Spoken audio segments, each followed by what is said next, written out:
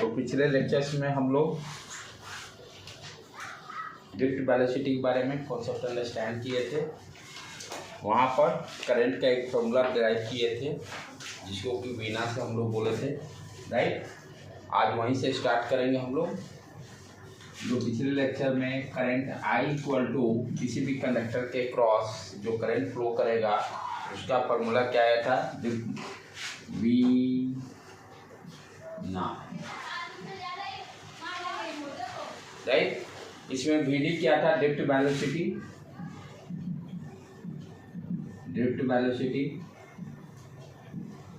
ये हो गया इलेक्ट्रॉन का चार्ज, राइट। N क्या है, दैट इज इम्पोर्टेंट, ध्यान देने की बात है। हम लोग जनरली क्या समझते हैं, N नंबर ऑफ इलेक्ट्रॉन्स, यहाँ क्या है density of the electrons and number of electrons per unit volume, ये ध्यान देना है। N क्या है, number of electrons per unit volume, यानी इलेक्ट्रॉन की कितनी डेंसिटी है वो N है। ये क्या हो गया, cross section area of the conductor. ये जो है cross section area of conductor. VD का फॉर्मूला कैसे याद रखेंगे, हम भी याद नहीं करते, हम अपना बेसिक कॉन्सेप्ट से चलते हैं हमेशा। क्या याद है, हम जो VD क्या था, drift velocity, V equal to u plus AT, u average क्या था वो 0 आ गया था तब, तो V बेसिकली VD क्या था, A इंटू टाउ। टाउ क्या था, average relaxation time between two successive collision. दो सक्सेसिव कॉलिजन के बीच में जो टाइम लगता है वो सारे को ऐड करके डिवाइडेड बाय जितने कॉलिजन्स होंगे वो एवरेज रिलैक्सेशन टाइम।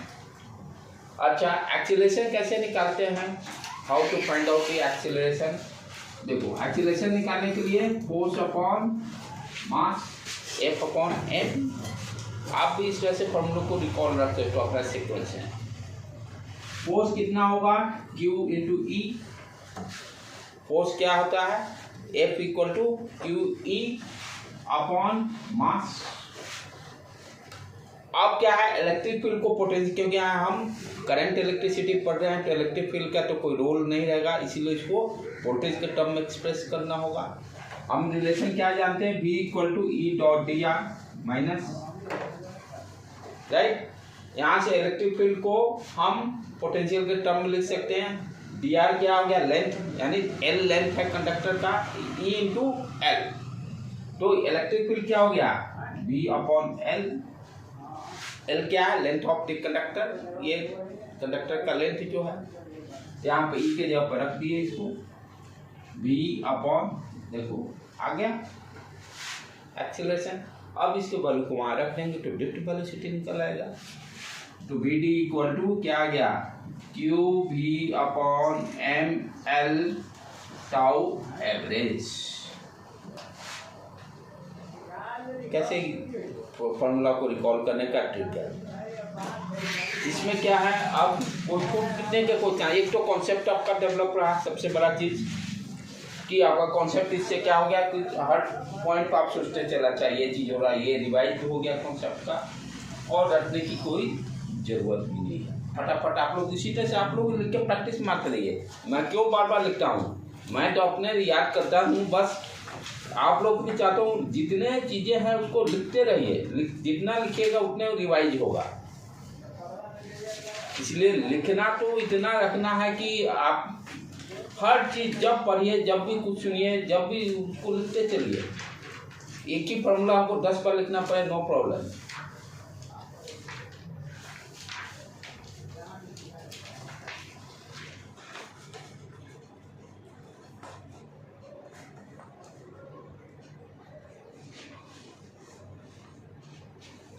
जितने बार लिखिएगा आपका भी उसी तरह से याद होते चलेगा।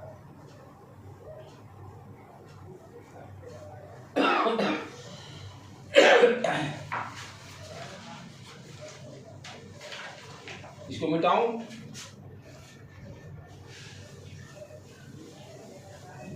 आप क्या करेंगे, BD का वैल्यू वहां रख देंगे, BD का वैल्यू जो निकाले हैं Q B M L. Q क्या हो गया, इलेक्ट्रॉन चार्ज हो गया, तो ई यहाँ रख देंगे क्यू के जगह पर, क्यू के जगह पर ई रख देंगे, तो ई भी upon M L tau average E N A equal to any कौन नंबर ऑफ चार्ज। एन यहाँ डिफरेंट चीज है, वहां जो पड़े एन क्या नंबर ऑफ इलेक्ट्रॉन, यहाँ एन क्या डेंसिटी ऑफ द इलेक्ट्रॉन। मतलब आप क्यू की जगह ई लिखते हैं, ई चार्ज हो गया ना, क्यू क्या है चार्ज वैल्यू, ई क्या है चार्ज वैल्यू, इलेक्ट्रॉन मूव कर रहा है ना, तो चार्ज यहाँ पे क्या होगा ई रहेगा, राइट। क्लियर, यहां तक समझ में आया। ये फॉर्मूला हम लोग प्रीवियस लेक्चर में यहीं पर छोड़े थे। V क्या हो गया, potential difference across the conductor. V क्या है यहाँ पर, ये कंडक्टर के क्रॉस जो पोटेंशियल लगाएंगे, बैटरी लगाएंगे, उसका वैल्यू हो गया V। अब चले जो आज हम क्या पढ़ेंगे, इलेक्ट्रिक रेजिस्टेंस। इलेक्ट्रिक रेजिस्टेंस, जिस तरह से हम काइनेमेटिक्स में फ्रिक्शन का काम देखते थे, जो फ्रिक्शन मोशन को अपोज करता था, सेम काम यहाँ रेजिस्टेंस करेगा। किसको मोशन को रोकेगा, करंट के फ्लो को रोकेगा। रेजिस्टेंस क्या करेगा, करंट के फ्लो को रोकेगा। कैसे रोकेगा, हम लोग देखे थे डिप्थ वेलोसिटी जब एक्सप्लेन करते थे, तो इलेक्ट्रॉन क्या था, इलेक्ट्रॉन मोशन स्टार्ट करता था due to electric field, external electric field के कारण वो जाके कर्नल एटम से टकरा कर उसका वेलोसिटी जीरो हो जाता है, ड्रॉप आउट, फिर उसको एनर्जी मिल जाता, फिर अपना मोशन स्टार्ट किया। तो ड्यू टू कॉलिजन के कारण क्या हो रहा है, इलेक्ट्रॉन का स्पीड डिक्रीज कर रहा है इंटरनल, ये माइक्रोस्कोपिक लेवल में। माइक्रोस्कोपिक लेवल पे देखेंगे तो क्या हो रहा है कि जो इलेक्ट्रॉन्स जो हैं, जो कॉलिजन्स कर रहे हैं, जिसके कारण उसका क्या हो रहा है, स्पीड डिक्रीज कर रहा है। कॉलिजन किससे हो रहा है, कर्नल एटम से हो रहा है। जिस तरह से आप मोशन करते हो तो फ्रिक्शन जो अपोज करता है मोशन, तो एक्चुअल में क्या होता है, roughness of the surface. Microscopic level पे देखेंगे पार्टिकल रफ रहते हैं, जब अपना उसे सरफेस पे जैसे मोशन करते हैं, वो क्या करता है, उसको मोशन को रोक रहा है, अपोज कर रहा है, राइट। तो यहाँ पर अपोज किसके कारण हो रहा है, due to collision of the electrons. तो सेम काम रेजिस्टेंस क्या है, जो फ्रिक्शन का काम था। जिस तरह से फ्रिक्शन आपका एक मटेरियल प्रॉपर्टी है, यानी मटेरियल प्रॉपर्टी करने का मतलब बाय डिफॉल्ट उसमें वो प्रॉपर्टी है, राइट। वो बाय डिफॉल्ट है, जैसे डेंसिटी बाय डिफॉल्ट किसी भी मटेरियल प्रॉपर्टी हो गया, राइट। किसी भी ऑब्जेक्ट का कलर बाय डिफॉल्ट है, राइट। तो जो property by default by birth जो रहती, उसी को हम लोग क्या बोलते हैं आपका, कि बाय बर्थ ही वो प्रॉपर्टी है, उसमें हम कुछ कर नहीं सकते हैं। तो उसी तरह से यहाँ भी रेजिस्टेंस, जिस तरह से फ्रिक्शन आपका मटेरियल प्रॉपर्टी है, तो यहाँ भी रेजिस्टेंस जो होगा, रेजिस्टेंस को अब दो तरीके से हम डिफाइन करेंगे। अभी तक आप एक जो पढ़े हुए क्लास 10th में, using the Ohm's law. Ohm's law में आपने क्या पढ़ा था, V is directly proportional to I। V is directly proportional to I। Basically ये ग्राफ से आया था स्टेटमेंट, एक्सपेरिमेंट किया गया था, ग्राफ को देखकर वहाँ से देखा गया कि वोल्टेज और करंट के बीच में रिलेशन क्या है, डायरेक्टली प्रोपोर्शनल का है। और इस प्रोपोर्शनलिटी को हटाने के लिए जो कांस्टेंट टर्म यूज किया गया था, उसी को रेजिस्टेंस बोलते थे क्लास 10 तक। और यहाँ पर रेजिस्टेंस क्या होता था, कांस्टेंट है। ध्यान देने के बाद according to Ohm's law, according to Ohm's law, according to Ohm's law resistance क्या है, कांस्टेंट, ओम्स लॉ के द्वारा। लेकिन क्या रियल में रेजिस्टेंस कांस्टेंट रहता है, नहीं।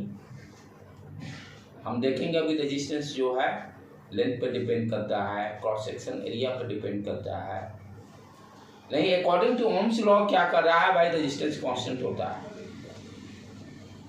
राइट बेटे। लेकिन एक्चुअल में रेजिस्टेंस कांस्टेंट नहीं रहेगा।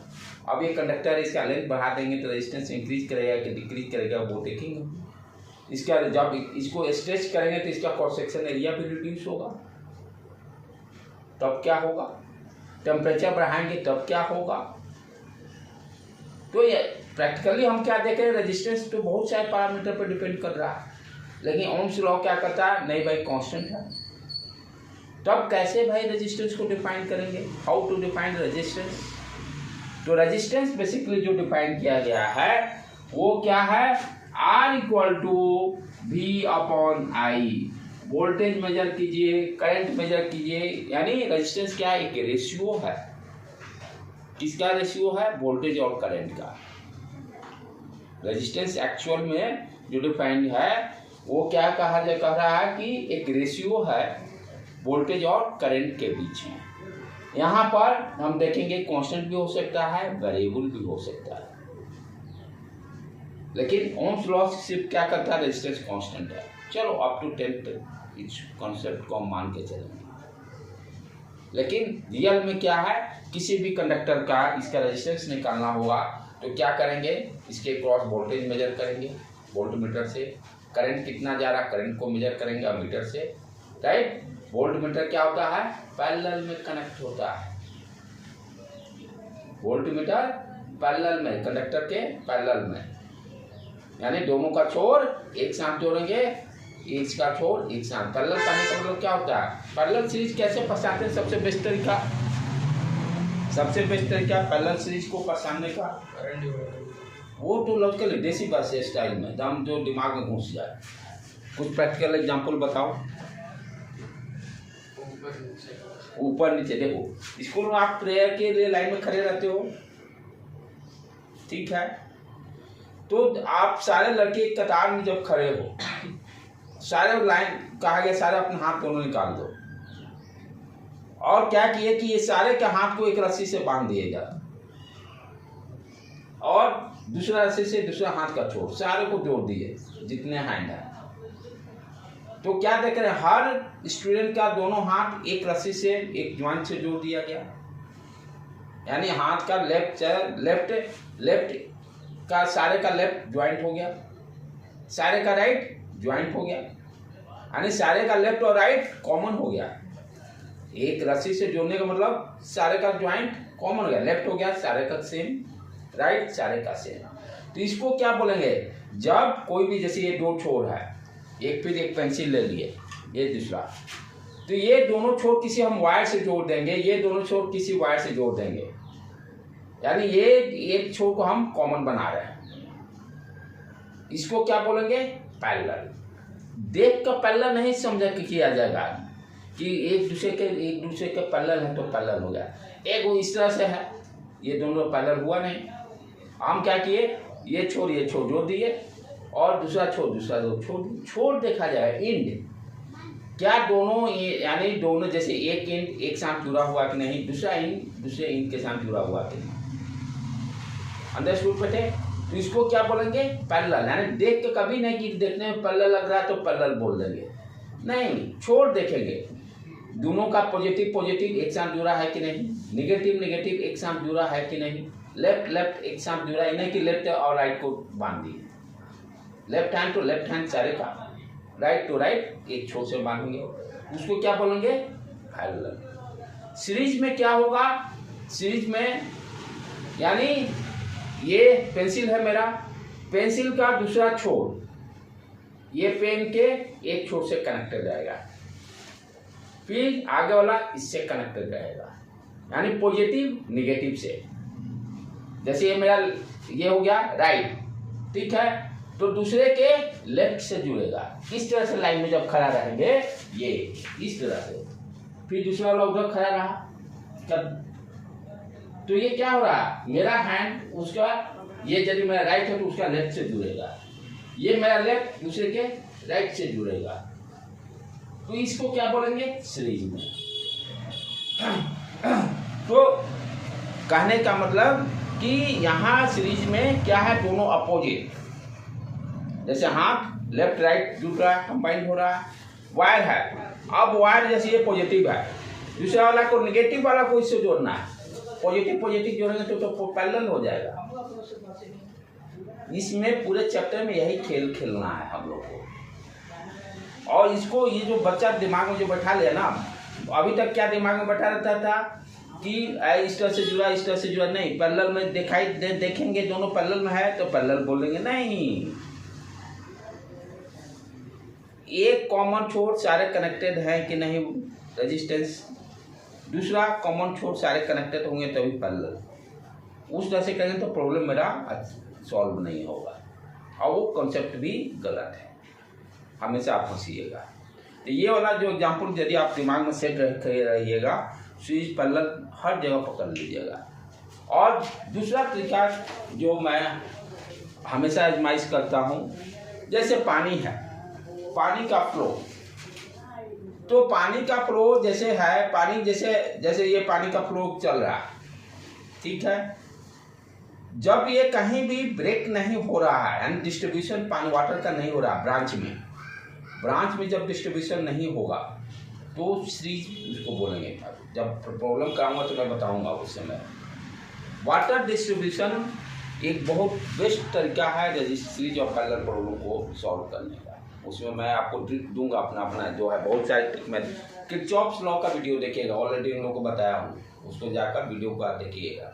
उसमें मैं अपना कॉन्सेप्ट दिया हूँ, how to solve the problem series and parallel problem, उसको जाके आज देखना, किरचॉफ्स लॉ का ऑलरेडी अपलोडेड है, ठीक है। आ जाए तो अब ये आज क्या आप कॉन्सेप्ट सीख रहे हैं भाई, ओम्स लॉ तक तो हम जानते ही थे कि भाई कांस्टेंट होता था, लेकिन अब तो सर करें नहीं।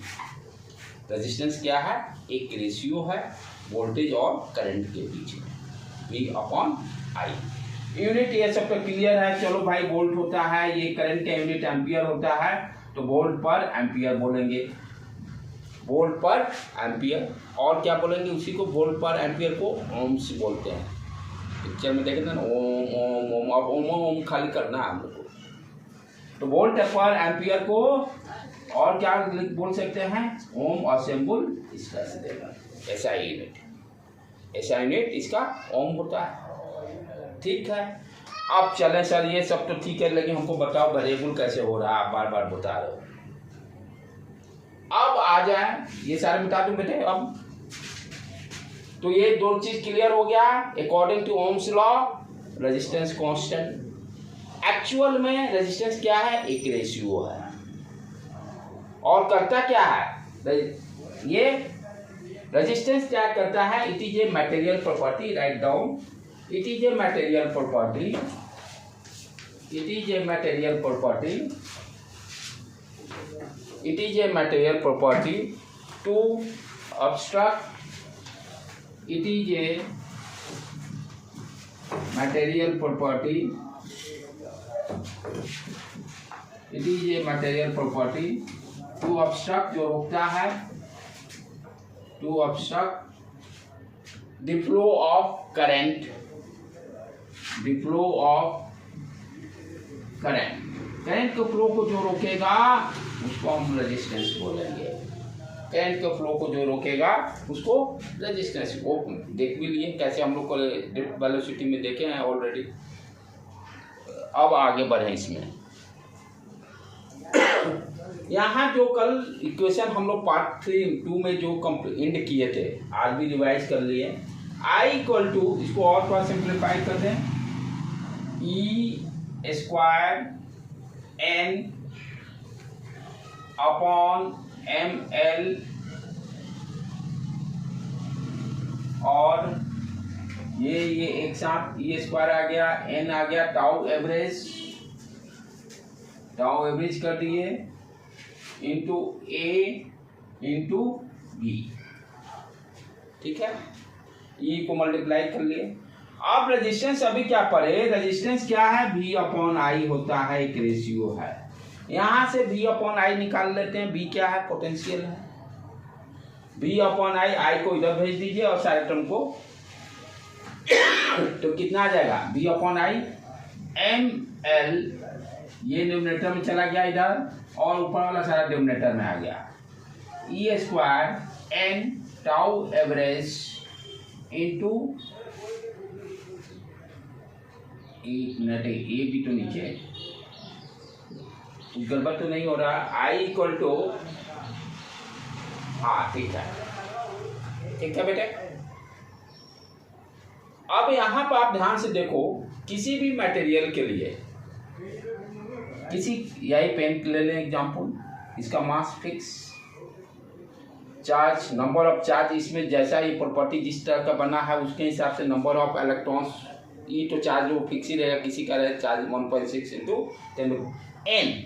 एन क्या होगा हर मटेरियल के लिए फिक्स। एन क्या होगा, इसमें number of electrons per unit volume, एक यही चेंज कर सकता है। अनदर मटेरियल लेंगे, ये लेंगे, इसमें तो नंबर ऑफ पर यूनिट वॉल्यूम अलग, यहाँ पे अलग, लेकिन किसी एक मटेरियल के लिए तो कांस्टेंट रहेगा।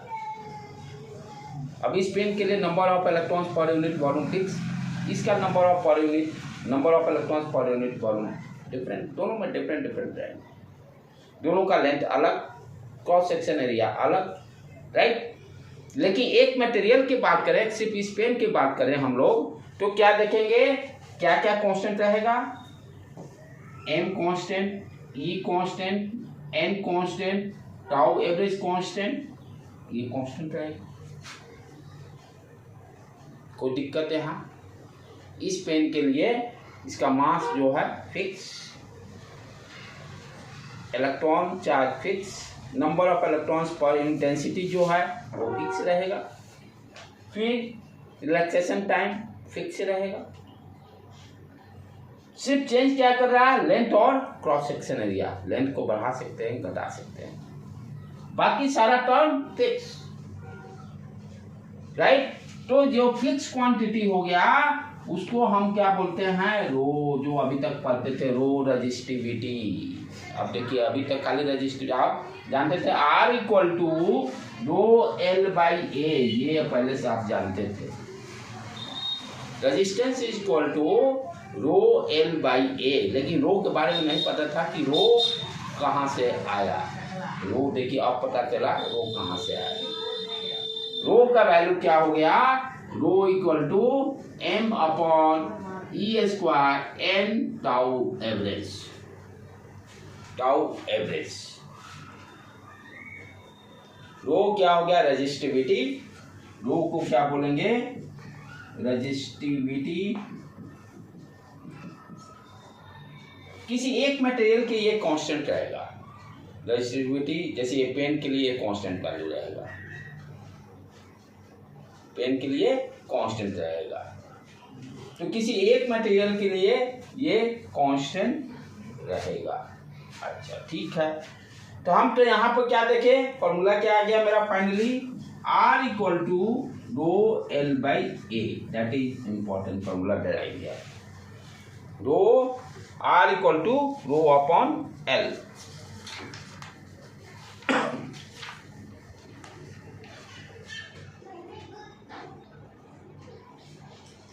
ठीक है बेटे, ऊपर से मैं मिटाऊं, इस फॉर्मूला का आज जो यूज करना था यूज कर लिया हम लोग, बिना को। अब देखें आगे जो सारे ऑब्जेक्टिव पॉइंट के लिए अपना कॉन्सेप्ट यहाँ से क्लियर करेंगे। रेजिस्टिविटी टर्म एक नया टर्म आया और जिसका वैल्यू क्या आ गया, rho equal to M upon E square N tau average.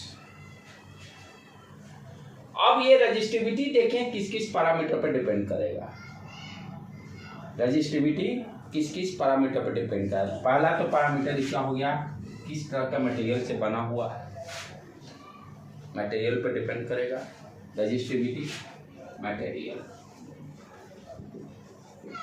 दूसरा टेम्परेचर, कैसे टेम्परेचर से, आप ध्यान से समझिए। यदि हम टेम्परेचर बढ़ाते हैं तो इलेक्ट्रॉन का क्या होगा, मोशन फास्ट, इलेक्ट्रॉन का मोशन फास्ट, कोलिजन जो होगा, रिलैक्सेशन टाइम कम हो जाएगा। ध्यान से देखो, टेम्परेचर इंक्रीज करने से क्या होगा, स्पीड उसका तेजी से इंक्रीज करेगा, कोलिजन फास्ट होने का मतलब रिलैक्सेशन टाइम कम हो जाएगा।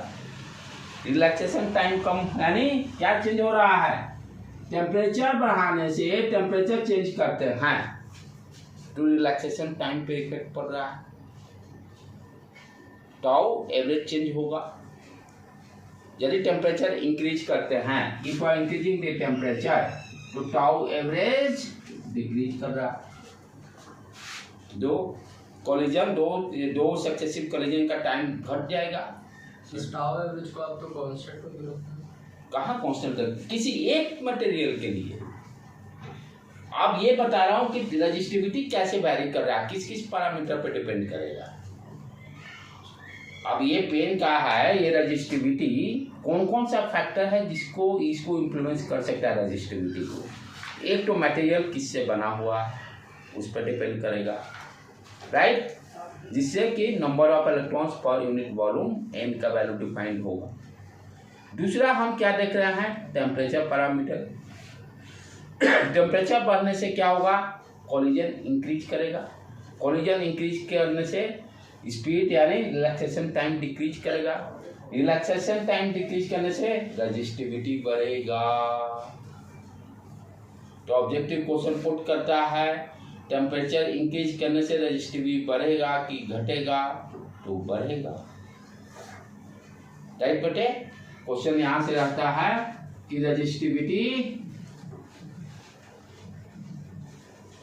रेजिस्टिविटी हम क्या देख रहे हैं, टेम्परेचर टाउ घटा, टाउ घटने से रेजिस्टिविटी बढ़ा, and resistivity is directly proportional to temperature. Resistivity is directly proportional to temperature. Temperature बढ़ाएंगे तो रेजिस्टिविटी बढ़ेगा और घटाएंगे तो घटेगा। लॉजिक भी समझ गए क्या क्या हो रहा है खेल। रिलैक्सेशन टाइम डिक्रीज, टेम्परेचर बढ़ाने से घटेगा, घटेगा तो रेजिस्टिविटी बढ़ेगा, and final conclusion resistivity is directly proportional to temperature. ये सारे जैसे ऑब्जेक्टिव बिट में डाल लेगा। तो रेजिस्टिविटी हम क्या देखे कि ये that depends upon material and दूसरा टेम्परेचर फैक्टर। टेम्परेचर के डायरेक्टली प्रोपोर्शनल पड़ रहा है। तो ये रेजिस्टिविटी टर्म को हम लोग समझे, तो we can write resistivity depends on material property and temperature. Resistivity depends upon material property and temperature. Resistivity depends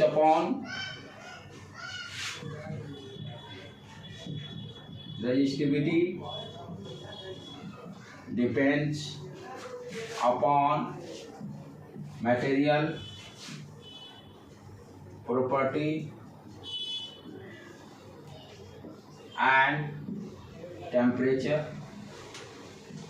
temperature से डायरेक्टली प्रोपोर्शनल का रिलेशन है, टेम्परेचर से डायरेक्टली प्रोपोर्शनल का रिलेशन है।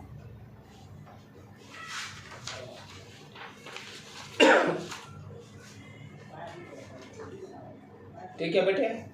तो इस तरह से फाइनली जो फार्मूला बना मेरा R equal to rho upon L। Rho हो गया रेजिस्टिविटी, और ये समझ गया कि रेजिस्टिविटी का फार्मूला यदि याद रहता है तो ठीक है, नहीं भी याद रहता है तो कोई बात नहीं। ये समरी आपका क्लियर रहना चाहिए कि मटेरियल पर डिपेंड करता है और टेम्परेचर पर डिपेंड करता है। लेकिन इसको फार्मूला को सब अपने फार्मूला लिस्ट में डालते जाइए, जो फार्मूला आते जा रहा है। अब आगे चले, काम मेरा तो यहाँ से चालू होगा। काम मेरा कहाँ से चालू होगा, R equal to rho upon rho L by A. यहाँ से एक क्वेश्चन जो आज प्रॉब्लम अभी करेंगे, ये भी श्योर शॉर्ट क्वेश्चंस रहते हैं, राइट। तो हमने क्या देखा अभी तक,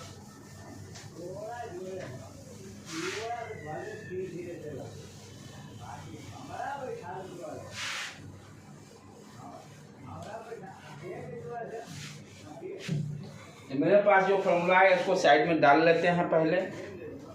R equal to rho L by ए। रेजिस्टिविटी का यूनिट क्या हो जाएगा उसको भी थोड़ा ध्यान देख लें हम लोग। रेजिस्टेंस का unit ohm, rho length metre, area metre square, metre उड़ा। रेजिस्टिविटी का यूनिट आ गया ओम मीटर। ये सब रखिए, +2 के लिए काम देगा। ऑब्जेक्टिव क्वेश्चन में। रेजिस्टिविटी का unit Om metre,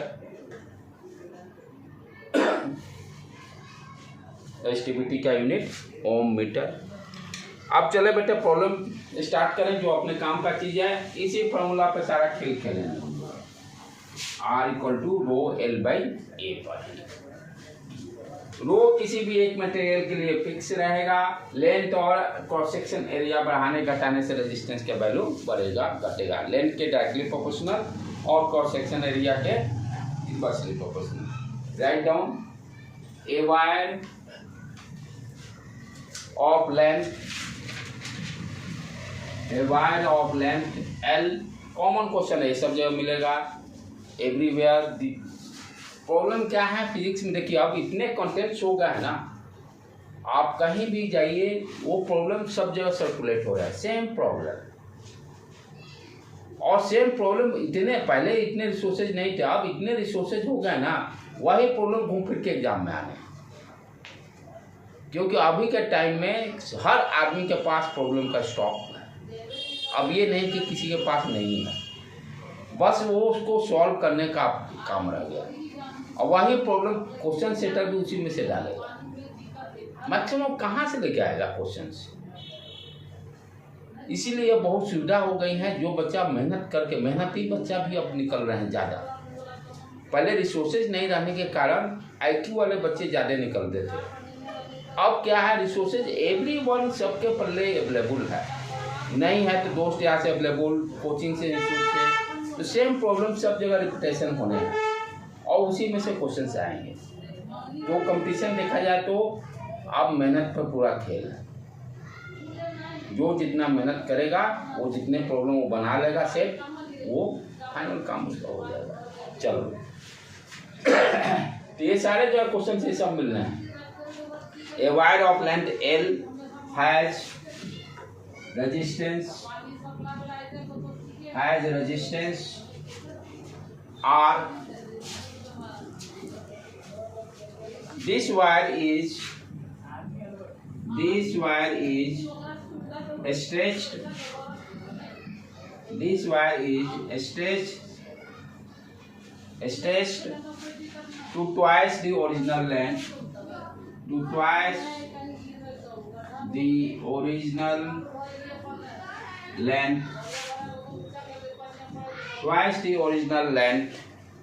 Find the new resistance.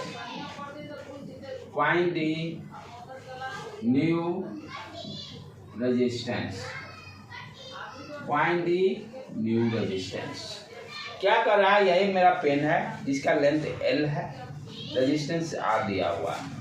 इसके लेंथ को स्ट्रेच करके इसके लेंथ को डबल कर दिए। ठीक है, अब ये पेन के बदले ये पेंसिल बन गया, ये लेंथ डबल हो गया। अब इसका क्या रेजिस्टेंस होगा, व्हाट इज द रेजिस्टेंस। ठीक है, इसमें एक ही कॉन्सेप्ट है जो कि ध्यान बांध के, गांठ बांध के रखना है। वो क्या है, पहले तो रेजिस्टेंस कैसे डिफाइंड होगा। R इक्वल टू, ये मान लो कंडक्टर है,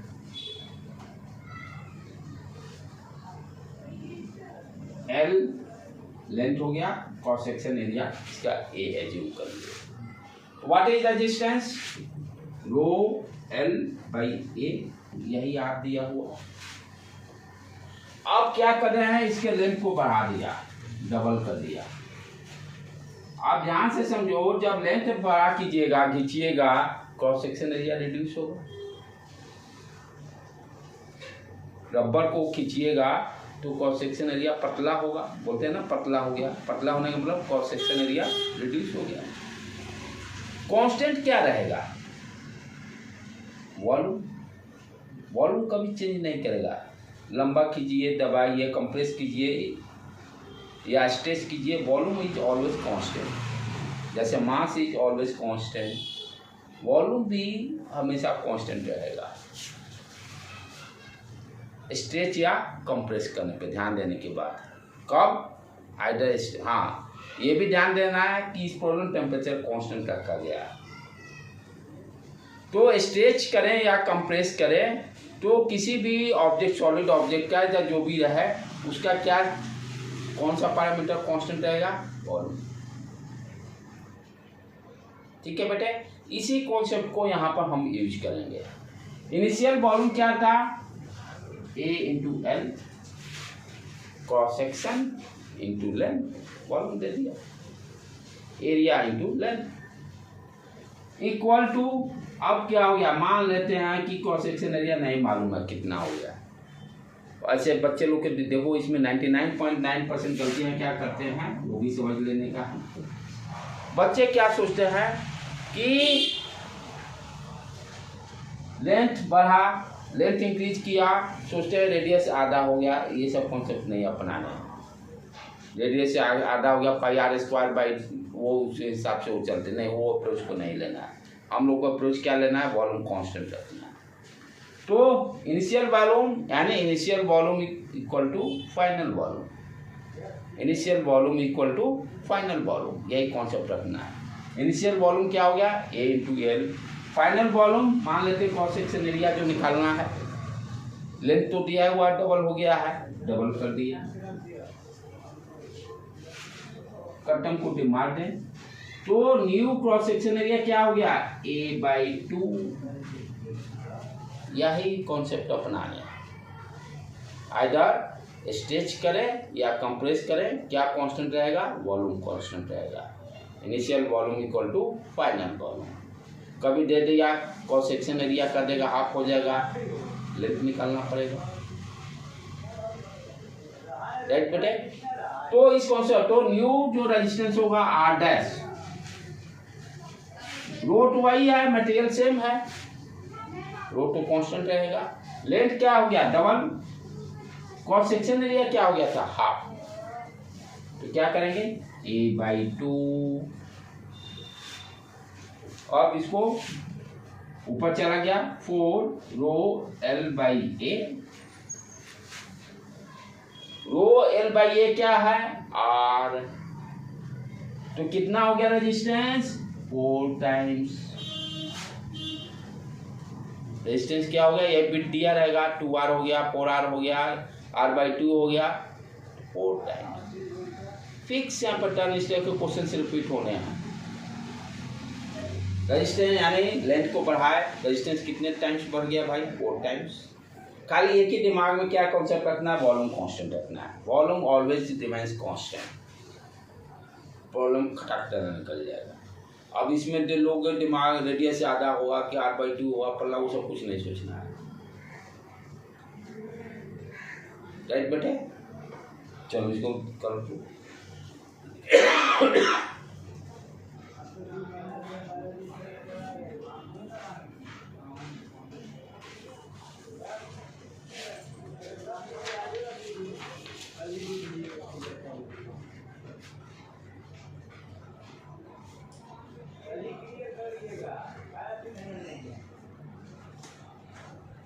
ऊपर से क्वेश्चन मिटा दो, लिख लियो हो।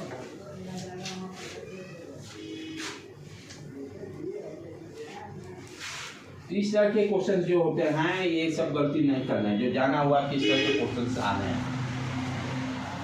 अब तो यदि आप सारे बनाए हुए हो और रिवीजन प्रॉपर टाइम पे करते रहो तो गलती होने के चांसेस ही नहीं रह रहा, तभी तो हाई मार्क्स उठ रहा है और कोई कारण नहीं है। हाँ, IIT के मेंस में आप उठा लोगे, लेकिन एडवांस के लिए भेजा चाहिए, नीट के लिए ज़्यादा भेजना चाहिए, बस जो जितना प्रैक्टिस उतना नंबर। अब टॉपर बनने के लिए तो भेजा चाहिए ही, तो पहले तो हम लोग तो भाई एंट्री के लिए सोच रहे हैं कैसे इंटर करें मैदान में, एंट्री सब के लिए मेहनत के बलबूते पे एवरीवन सक्सेस। हाँ, रिवीजन है, मेहनत का मतलब होता है रिवीजन। चलो दूसरा प्रॉब्लम देखें, ये हो गया, ठीक है। A wire of resistance, a wire of resistance R is compressed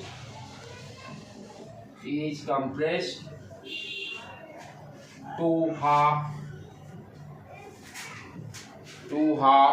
of its original length,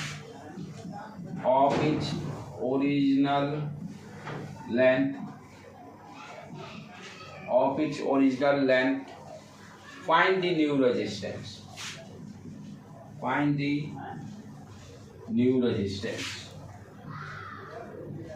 new resistance। अब क्या कर दिया, आधा करने के बाद कर रहा रेजिस्टेंस निकालिए। Same concept, volume constant. अब क्या हो गया, लेंथ आधा L/2 A डैश मान लिए, तो पहले तो A डैश निकाल लो, A into L, A dash into L/2। L उड़ गया, क्रॉस सेक्शन एरिया डबल हो गया। R equal to rho L/A, R dash length क्या हो गया, half, cross section area twice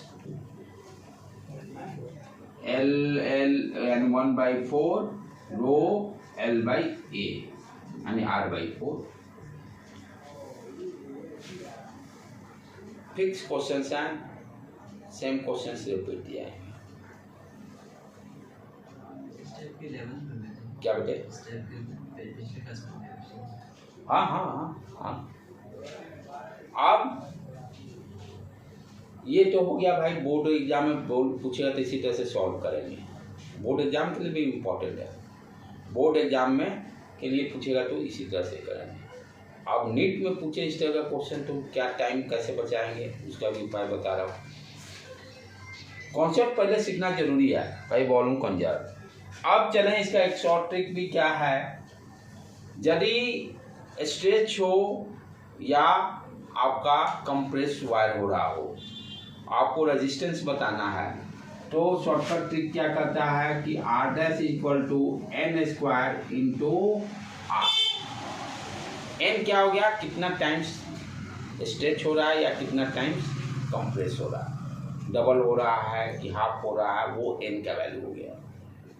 N का वैल्यू क्या हो गया कि how many times compress, number of times stretch या आपका ये डिक्रीज कितने टाइम्स हो रहा है, कंप्रेस हो रहा है। N क्या यहाँ पर है, what is the N, number of times wire is stretch या number of times wire is compressed, कितना गुना स्ट्रेच बढ़ रहा है या कंप्रेस हो रहा है, वो N है।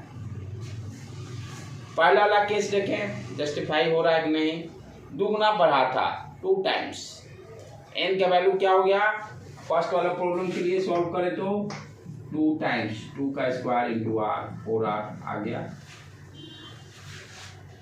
टेम्परेचर कांस्टेंट रहना चाहिए, ध्यान देना है। दूसरे में क्या हो गया, आधा, यानी N का वैल्यू 1/2, R डैश कितना हो गया 1/2 का होल स्क्वायर R/4।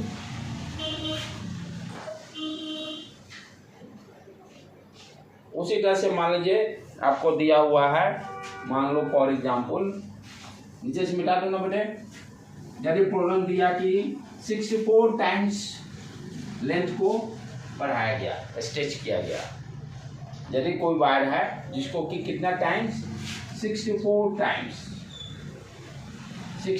टाइम्स, यानी N का वैल्यू और रेजिस्टेंस दे दिया R equal to 2 Om.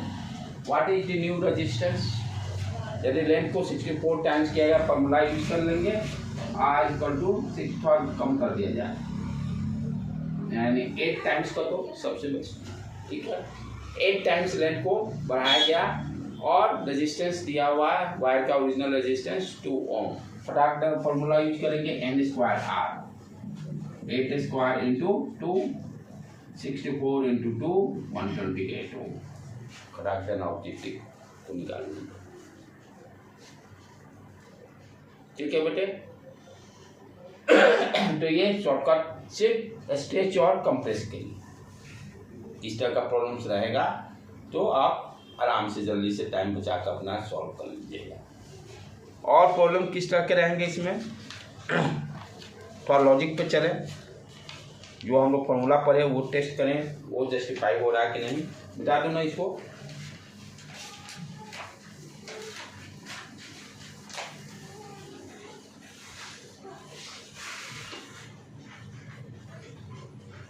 NCERT के जितने एग्जाम्पल्स हैं वो सारे लगा जाने हैं, जैसे जैसे वो पूरा कंप्लीट रहना चाहिए। सारे जितने मटेरियल्स आप देखो, एलएन हो, बीएमसी हो, चाहे कोई भी हो, मैं पढ़ाऊँ या कोई भी पढ़ाए, सारे एनसीईआरटी से क्वेश्चन निकालते हैं, सच्चाई जो है। इसीलिए मैं हमेशा कोई भी कहना कि मेरा ये है बीएमसी का मटेरियल है, मैं कहूँ ऐसे भी सब तो वहीं से कॉपी पेस्ट किए हुए हैं। इसीलिए देखिएगा सारे के कंटेंट सेम रहेंगे। सारे जो लेक्चर कहीं भी पढ़िए पूरे इंडिया में जहाँ भी जाइए, सारे एक ही प्रॉब्लम सब जगह मिल रहा है। प्रॉब्लम कहाँ, आप इन्वेंशन डिस्कवरी में तो नहीं कर रहा हूँ ना कि भाई प्रॉब्लम मैं निकाल रहा हूँ अलग। तो नो बॉडी कैन ये कि ये मेरे मटेरियल का है, ये मटेरियल, मैं ये सब गलत मानता हूँ। जब मैं किताबी नहीं लिखा हूँ अपने से खुद से, तो मेरा कहाँ से हुआ? मैं भी कॉपी पेस्ट किया। इंडिया के लोग इसीलिए थोड़ा पिछड़े पड़े हैं कि इंडिया के लोग कॉपी पेस्ट में, जब से माइक्रोसॉफ्ट आया है ना, वो कॉपी पेस्ट इंडिया को बचाए हुए है। यदि कॉपी पेस्ट नहीं रहा है तो 99% लोग जीरो हो जाएंगे। हम लोग वो मैन पावर नहीं है, वो दिमाग नहीं है कि ये न्यू थिंग। तभी आप जितने रिसर्च देखोगे सब फॉरेन कंट्री के शुरू से लेकर अभी तक। हम लोग सिर्फ क्या है वो किया कॉपी टाइप। चाइना करता है कॉपी पेस्ट, जर्मनी कि जापान बहुत मास्टरमाइंड है कॉपी पेस्ट करने में। न्यू डिस्कवरी में जापान नहीं है। हमेशा क्या करेगा कि कोई चीज़ टेक्नोलॉजी बना उसको तोड़ फोड़ करके कैसे इसको इसे बोल कर देना है, हल्का फुल्का मॉडिफाई किया, काम कर रहे। ठीक है बेटे। हाँ, अब क्या कर रहे हैं हम लोग, एक क्यूब कंसिडर किए।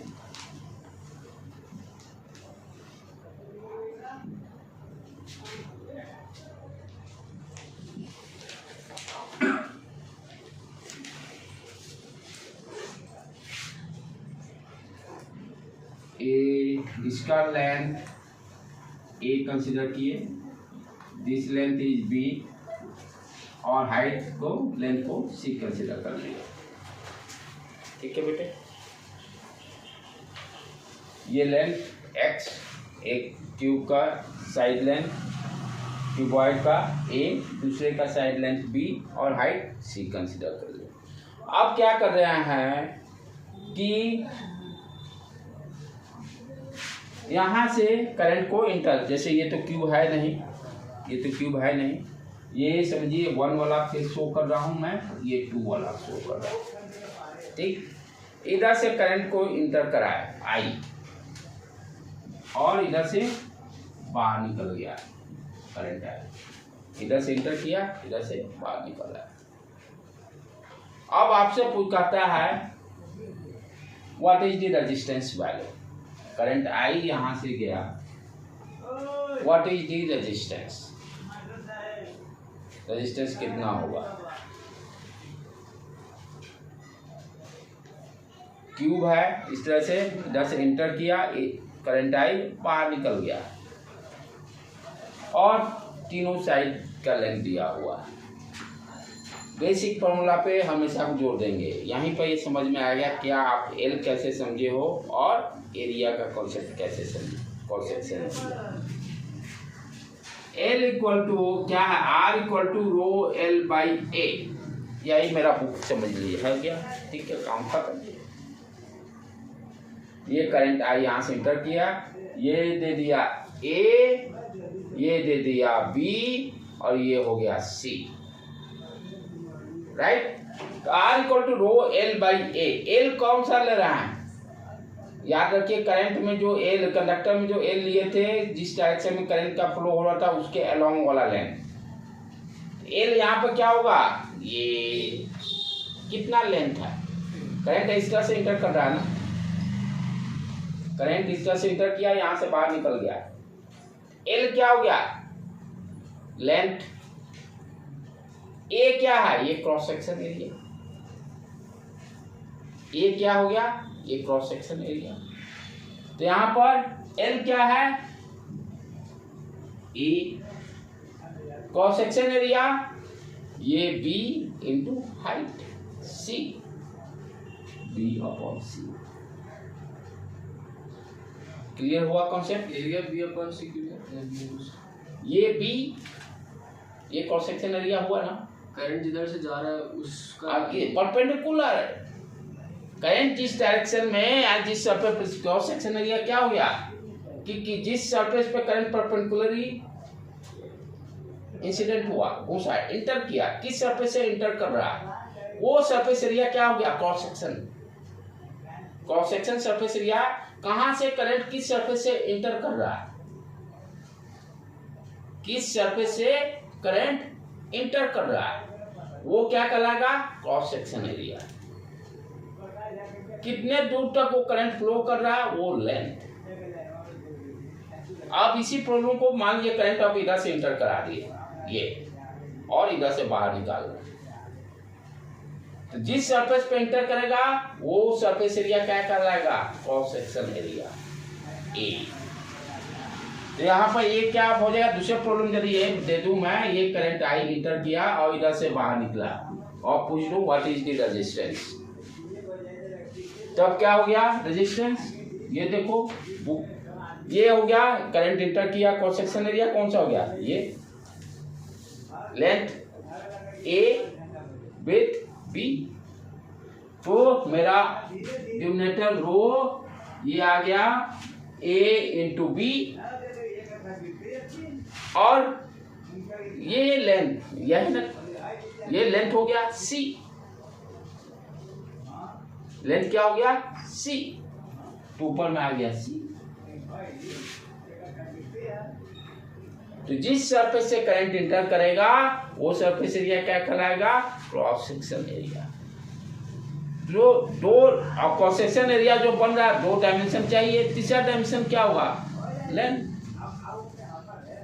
तीन ही डायमेंशन तो चाहिए शेप को बताने के लिए, तो दो क्रॉस सेक्शन एरिया में यूज हो गया, तो एक जो बच गया वो लेंथ बच गया, जो आर पार कर रहा है वही कितना डिस्टेंस तक करंट ट्रेवल कर रहा है वो डिस्टेंस एल हो गया। तो इस प्रॉब्लम से आपको एल और क्रॉस सेक्शन एरिया का कॉन्सेप्ट क्लियर होगा। समझ में आया गुड़िया? चलो पढ़ते इसको भी कहूँ।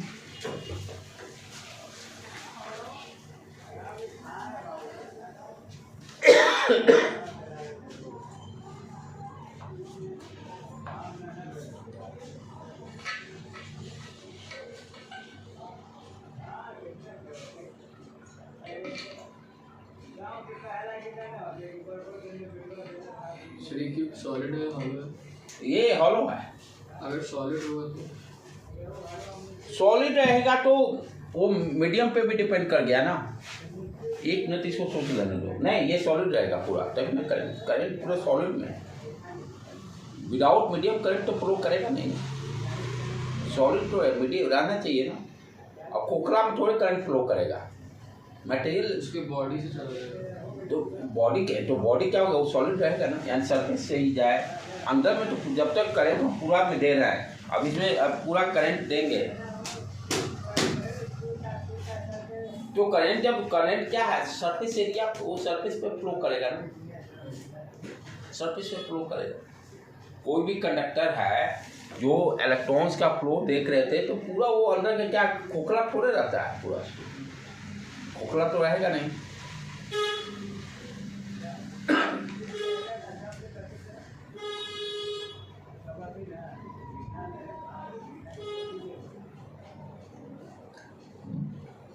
खोखला वाला अभी इसके बात कर लेते हैं, वहाँ ये भी कंफ्यूजन खत्म हो जाएगा।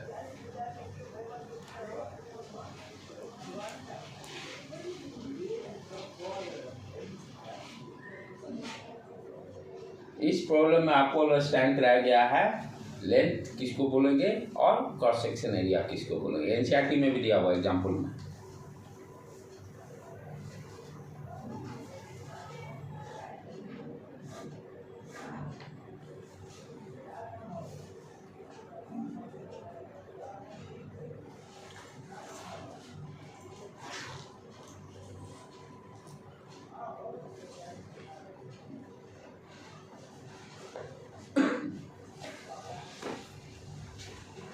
ठीक है बेटे, क्लियर, आगे बढ़ो।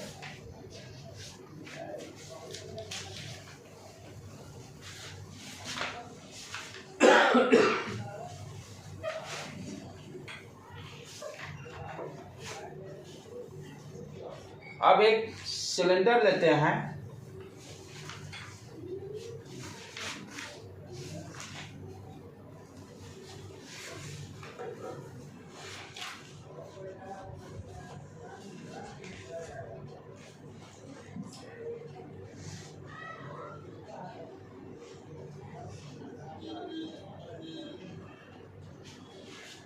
जिसका कि लेंथ L है, अंदर वाला खोखला, जैसे ये पेनी समझिए, ये अंदर तो पूरा खोखला ही है यदि, ठीक है। ये जो थिकनेस जो है, इस थिकनेस पे ही करंट का फ्लो होगा, यानी इसके सरफेस एरिया की बात करें तो ये थिकनेस ये शो किया गया है यहाँ पर, राइट। और अंदर पूरा हॉलो है, अंदर में पूरा हॉलो, तो करंट जब भी फ्लो करेगा तो विदिन दिस सरफेस या जो थिकनेस उसी मोटाई में करंट का फ्लो होगा। खोखले में तो करंट जाएगा नहीं, राइट, क्योंकि मटेरियल प्रॉपर्टी है ना। हवा में आपको ऐसे ऐसे करंट हिला तो सब मरिए जाएगा आदमी यदि इस तरह का हो जाए तो। मान लो जैसे एयर है, इसमें करंट जैसे सब जब फैलने लगे तो सब तो एक दूसरे का आदमी सृष्टि ही खत्म। It is not possible. यानी इमेजिन करो कि करंट एयर में ही घूमने फ्लो करने लगे तो सारा सृष्टि खत्म हो जाएगा। तो ये क्या है, मटेरियल प्रॉपर्टी है, इसलिए मटेरियल के अंदर फ्लो करेगा, मटेरियल के अंदर फ्लो करेगा, ठीक है। तो अंदर का रेजिस्टेंस दिया हुआ R1, इनर, इस हॉलो सिलेंडर का इनर रेडियस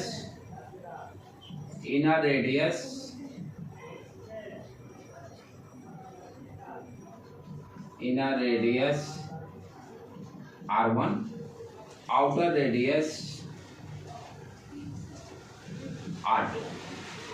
आपसे करता है फाइंड दी रेजिस्टेंस, रेजिस्टिविटी दिया हुआ है रो, लेंथ दिया हुआ है L, फाइंड दी रेजिस्टेंस। तो यहाँ पर वही कॉन्सेप्ट यहाँ क्लियर हो रहा है भाई, हॉलो में करंट कभी नहीं जाएगा। तो किस पार्ट में जाएगा, ये वाला जो यहाँ से क्रॉस सेक्शन या रिंग टाइप से जो बनेगा, ये जैसे है, इस पोर्शन से करंट एंटर करेगा, अंदर चला जाएगा, इसमें करंट कभी नहीं जाएगा। ये जाएगा तब तो अभी आप ही को एग्जाम्पल दिए, सारे जगह करंट ही करंट फ्लो करेगा, सब चिपक जाएंगे एक दूसरे के, चिपक कहीं कोई बचेगा ही नहीं, राइट। तो क्या हो जाएगा, resistance equal to rho L, ये क्रॉस सेक्शन एरिया कितना होगा, पाई बड़ा वाला radius pi R2 square minus pi R1 square, यही रिंग। तो यहाँ पे इसको रख देंगे। इस तरह के प्रॉब्लम्स आएंगे और कुछ करेंगे अभी। अब सारा इंटरेस्टिंग ही रहेगा, अब जो थ्योरी टाइप के कहानी कॉन्सेप्ट सब खत्म। तो ये जो स्टार्टिंग 2-3 प्रॉब्लम का है, ये रिपीट प्रॉब्लम होते हैं, बोर्ड एग्जाम हो या आपके कॉम्पिटिटिव में भी रिपीट करते हैं। स्टेज वाला, कंप्रेस वाला रिपीट किया जाता है, दूसरा वाला भी एनसीईआरटी का है तो वो भी समटाइम्स रिपीट किया जाएगा। जितने प्रॉब्लम में करा देंगे उसी में से आने हैं घूम फिर के, आगे पीछे स्टेटमेंट चेंज होगा। आज यहीं पर हमने लेते हैं बेटे, ठीक है।